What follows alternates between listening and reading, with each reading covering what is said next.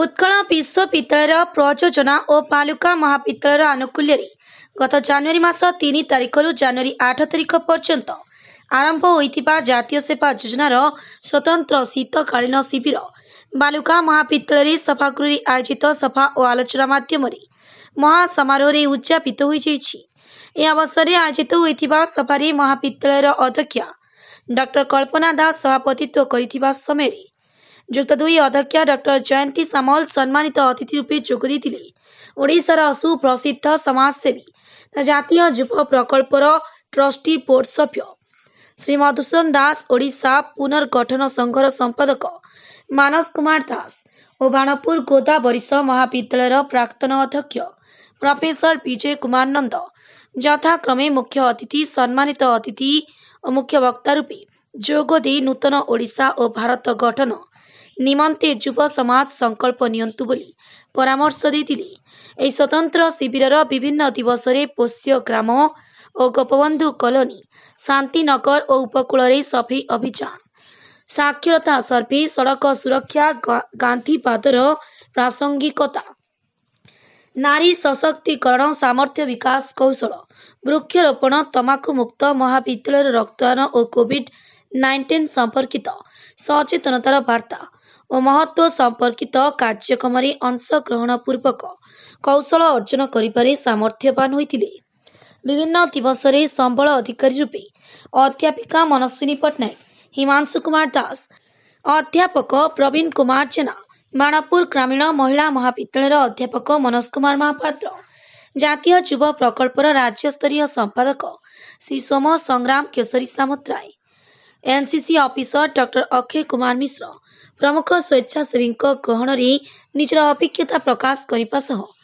युवमान प्राण को उज्जीवित करते। शिविर में जातीय सेवा योजनार जिला मुख्य कार्यक्रम अधिकारी डॉक्टर जयश्री बाला मल्लिक CYST संपादक श्री जितेंद्र कुमार सुंदराय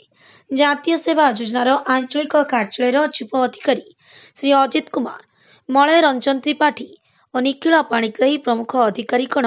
परिदर्शन में आसी स्वेच्छासेवी कार्यावली और श्रृंखला को बेस प्रशंसा करते। उद्यापनी समारोह विभिन्न दिवस आयोजित होइतिबा प्रतियोगिता निजर उत्कर्षता निमंते स्वेच्छासेवी आलोक कुमार बेहरा संग्राम केसरी बेहरा रश्मि रेखा बेहरा संचिता नायक सोनाली चाली शुभस्मिता महारणा राजस्मिता दस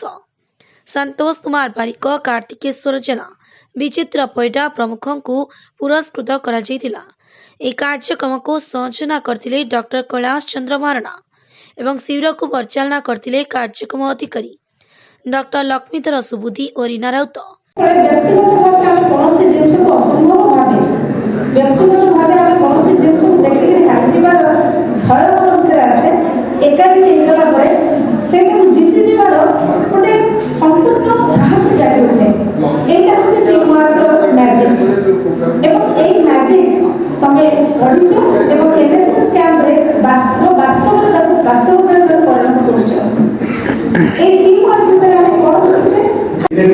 इतिहास तो तुमने मगवे कहते सेतेबेले 1969 आरंभ होइछि एवं वर्तमान तो बोधे मोर देन 35-40,000 यूनिट सब रही एनएसएस यूनिट रही एवं मोर देन 30 परिचय होछि संग्राम केसरी बेहरा बालुका महाविद्यालय शेष वर्षर छात्र अटे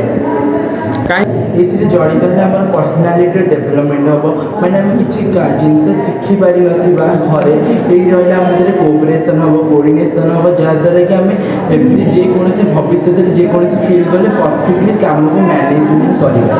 एनएसएस फास्ट हो कॉलेज कैंपस को क्लीनेस पाखे अच्छे चिलिका हाट तो सेफ बाट सेफ चिलिकार कार्यक्रम ब्लड डोनेशन कैंप करवेश प्रदूषण को मुक्त कर कैंप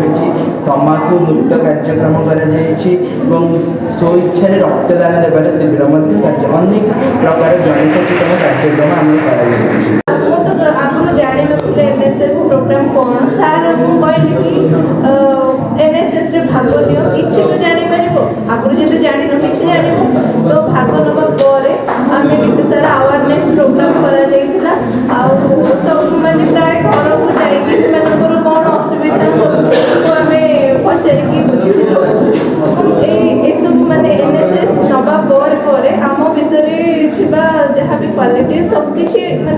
चेंज ହେଇଛି ପ୍ଲସ୍ ଡେଭଲପ୍ ବି ହେଇଛି